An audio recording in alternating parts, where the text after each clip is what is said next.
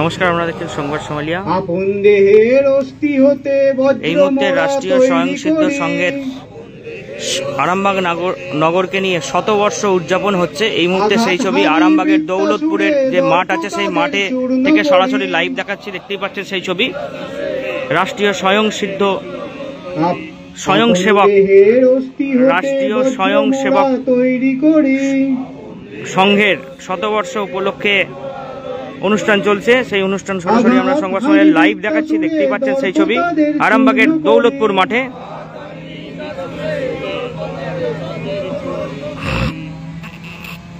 বজ্র কঠিন শপথ নিয়ে ছয়রিপুরে আঘাত হানি,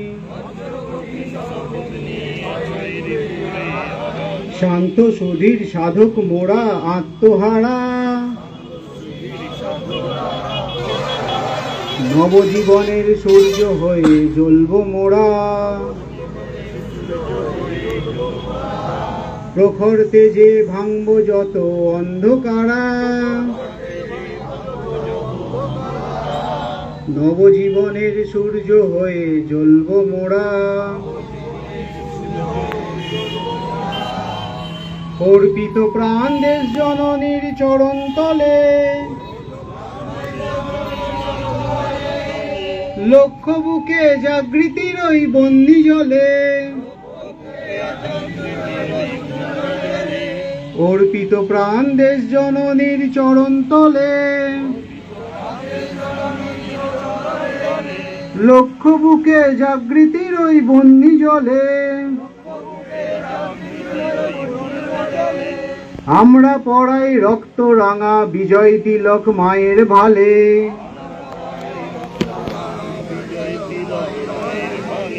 মোরা দেশের তরে ঢালতে জানি রক্তধারা,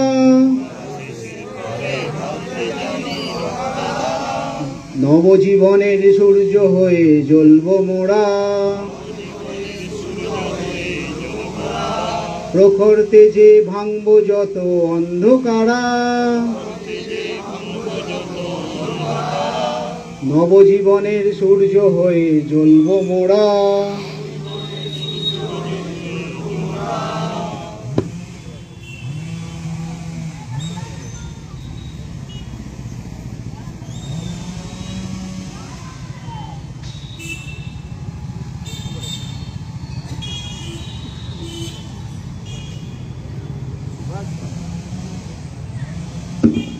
সুভাষিতম আমি এক লাইন বলবো, আমার সাথে সাথে। প্রাতঃ প্রভৃতি সায়ন্নং সায়ন্নাৎ পাতরন্ততঃ যৎ করোমি রাষ্ট্রমাতঃ তদস্তু তব পূজনম। অর্থ, সকাল থেকে সন্ধ্যা পর্যন্ত, সন্ধ্যা থেকে সকাল পর্যন্ত আমি যা কিছু করি না কেন হে রাষ্ট্রমাতা, তা যেন তোমারই পূজা হয়ে থাকে। প্রাতঃ প্রভৃতি সায়ন্নং সায়ন্নাৎ প্রাতরন্ততঃ यत् करोमि राष्ट्रमातः तदस्तु तव पूजनम।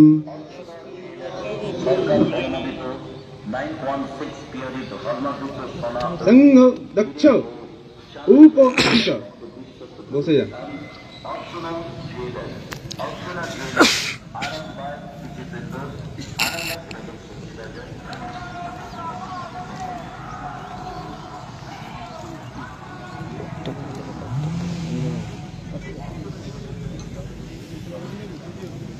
অমৃত বচন।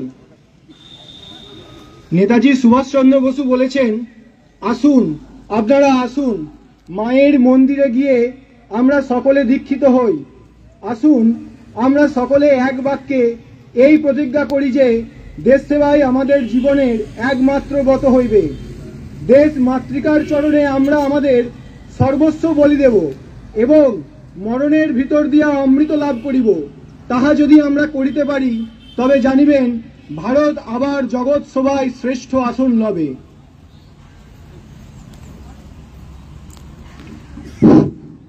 পরিচয় করে দিই, আমাদের মঞ্চের বাঁদিকে বসে আছেন তারকেশ্বর জেলার সহ সম্পর্ক প্রমুখ মাননীয় শ্রী শুভেন্দু মণ্ডল।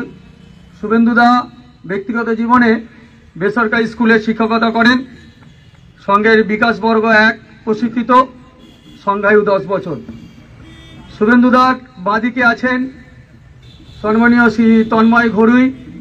তন্ময়দা আমাদের জেলা তারকেশ্বর জেলার গতিবিধি পর্যাবরণের সহকারী পর্যাবরণ প্রমুখ আছেন। তন্ময়দা ব্যক্তিগত জীবনে একটা প্রাইমারি স্কুলে শিক্ষকতা করেন, সংঘের প্রথম বর্ষ প্রশিক্ষিত। এছাড়া আমার ডান দিকে আছেন আরামবাগ নগরের সহকার্যবাহ শ্রী শিবপ্রসাদ দোলই, সংঘের দ্বিতীয় বর্ষ প্রশিক্ষিত, সংঘের 30 বছর। এখন আজকের এই মহতী কার্যক্রমে প্রধান বক্তা হিসাবে আছেন সম্মানীয় শ্রী অচ্যুতদা। এবার একটা একক গীত হবে, একটা একক গীতের পরে অচ্যুতদা উনি মাঠ দর্শন করবেন। আজকে এই মহতী কার্যক্রমের 100 বর্ষ সঙ্গে 100 বর্ষ একত্রিত হবে।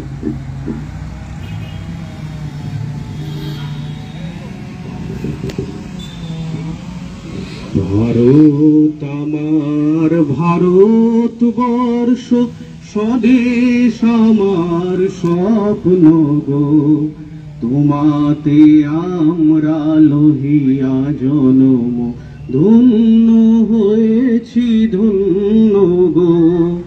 ভারত আমার ভারতবর্ষ, স্বদেশ আমার স্বপ্ন গো, তোমাতে আমরা লহিয়া জনম, ধন্য হয়েছি ধন্য গো। কিরীট ধারিণী তুষার সিংহে, সবুজে সাজানো তোমার দেশ, তোমার উপমা তুমি তোমা, তোমার উপমা তুমি তোমা, তোমার রূপের নাহি কোশেষ। সহন গহন তমসা সহসা, আসে যদি নেমে আকাশে তোর, হাতে হাত রেখে মিলি একসাথে আমরা নিব নতুন ঘর। ভারত আমার ভারতবর্ষ, স্বদেশ আমার স্বপ্ন গো, তোমাতে আমরা লোভিয়া জনম, ধন্য হয়েছি ধন্য গো। শক্তি দাইনি দাও মা শক্তি, ঘুচাও দীনতা ভীরু আবেশ। শক্তি দাইনি দাও মা শক্তি, ঘুচাও দীনতা ভীরু আবেশ।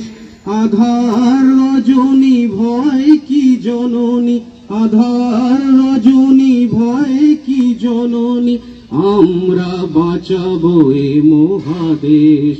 রবীন্দ্রনাথ বিবেকানন্দ বীর সুভাষের এ মহান দেশ, নাহি কো ভাবনা করি না চিন্তা, হৃদয়ে আনি তো ভয়ের লেশ।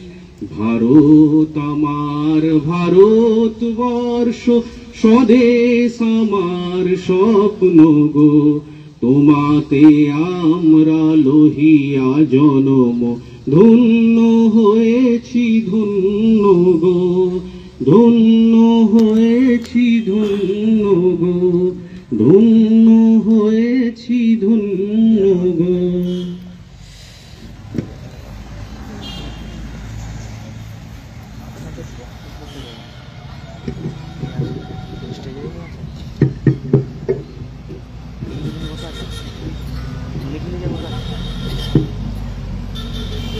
মঞ্চে উপস্থিত সম্মানীয় গৌরাঙ্গ বাবু, যিনি দীর্ঘদিন নিজের জীবনের বড় একটা অংশ এই ভারত মায়ের সেবায় ভারতীয় সেনাবাহিনীতে কর্মরত ছিলেন। আমাদের সৌভাগ্য আজ আমরা ওনাকে প্রধান অতিথি রূপে আমাদের এই কার্যক্রমে পেয়েছি। ওনার পাশেই ডান দিকে মঞ্চে বসে আছেন এই তারকেশ্বর জেলার জেলা কার্যবাহ আদরণীয় অরূপদা। এছাড়াও এখানে উপস্থিত মা দুর্গার অংশ স্বরূপা মাতৃশক্তি, শুধু নাগরিকবৃন্দ এবং আমার আত্মীয় স্বরূপ স্বয়ংসেবক দাদা ও ভাইয়েরা, সকলকে যথাযোগ্য স্থানে আমার শ্রদ্ধা ও শুভেচ্ছা জানিয়ে আজকের এই বিশেষ দিন, বিশেষ তিথিতে যে বিশেষ কার্যক্রমে আমরা অংশগ্রহণ করেছি, আর সেই বিষয়ে আপনাদের সামনে কিছু আলোকপাত করার জন্য আর আমি এখানে এসেছি। আপনারা সকলেই জানেন আজকে পিতৃপক্ষের অবসান করে দেবী পক্ষের আগমন, আর এই দেবী পক্ষেই অন্তিমে সেই আসুরিক শক্তির বিনাশ, আর সেই বিজয়ের দিন বিজয় দশমী।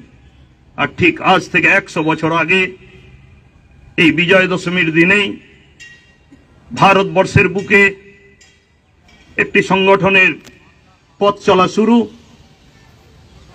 সেই সংগঠন আজ 100 বছর পূর্ণ করতে চলেছে।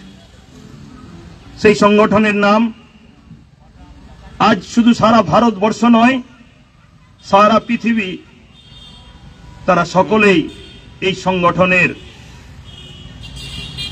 মুখাপেক্ষী হয়ে রয়েছে। তার কারণ বর্তমান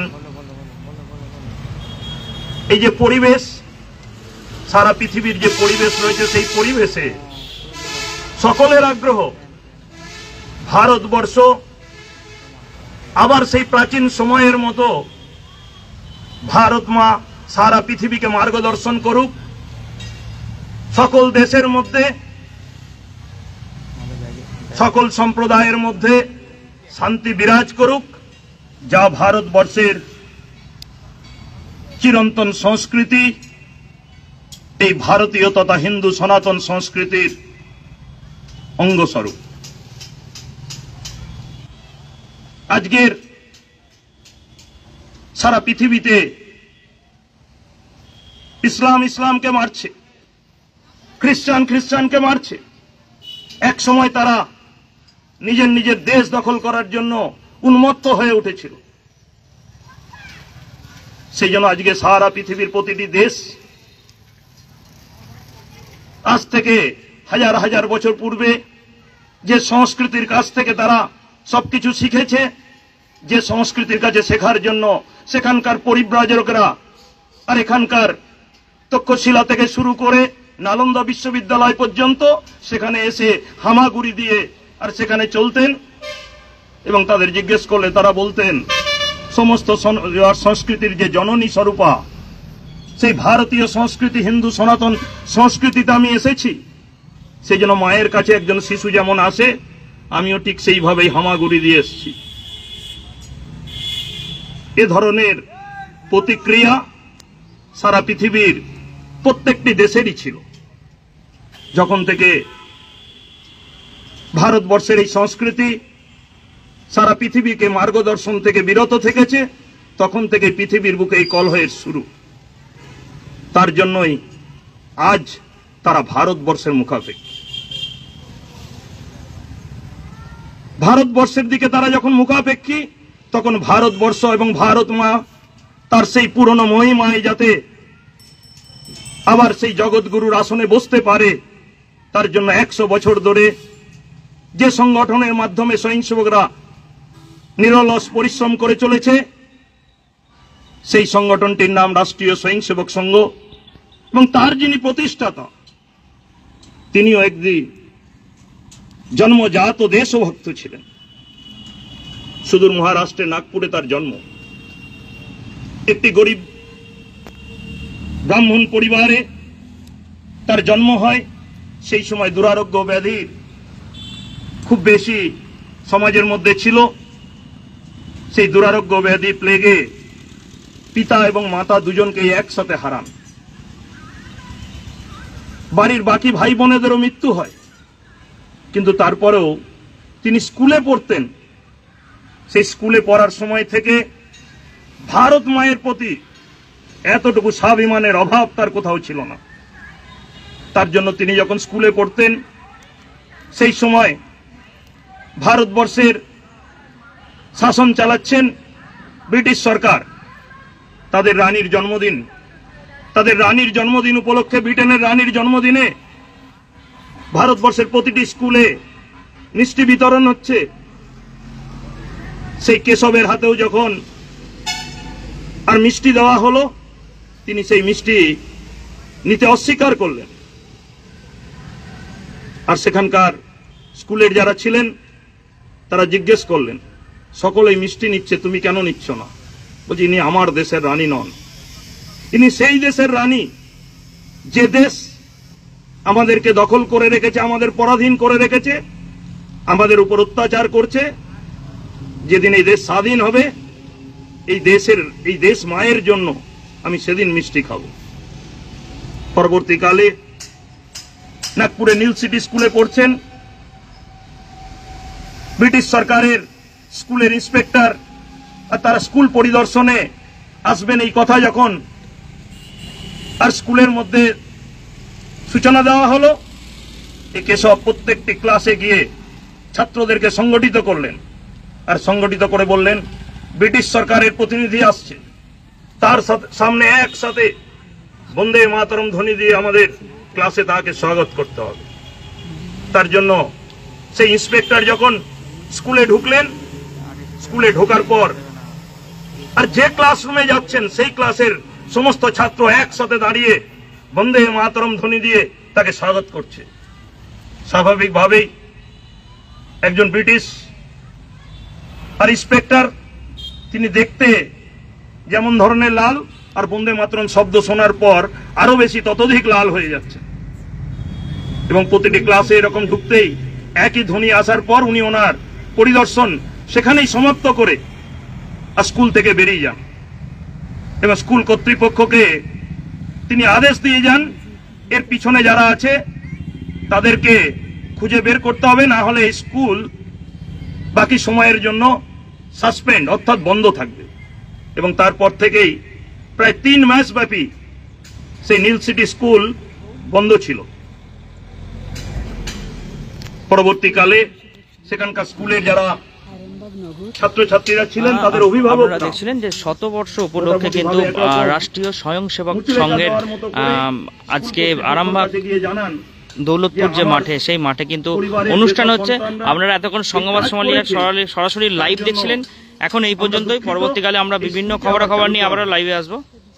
আর তারপরে স্কুলের ইনফরমেশনের মধ্যে শীততাপ নিয়ন্ত্রিত অত্যাধুনিক রেস্টুরেন্ট ময়ূখ রেস্টুরেন্ট। এখানে পাবেন চাইনিজ, পোলাও, বিরিয়ানি, তন্দুরি সহ সমস্ত রকম খাবার। এছাড়াও কাস্টমারদের সুবিধার্থে হোম ডেলিভারির বিশেষ ব্যবস্থা রয়েছে। পাশাপাশি যে কোনো অনুষ্ঠানের জন্য ভাড়া দেওয়া হয়। আমাদের ঠিকানা থানাকুল হেলান সংলগ্ন তিলক চক। Phone number 8617492616 9732162360। সেরা খাবারের স্বাদ পেতে আজই আসুন ময়ূখ রেস্টুরেন্টে।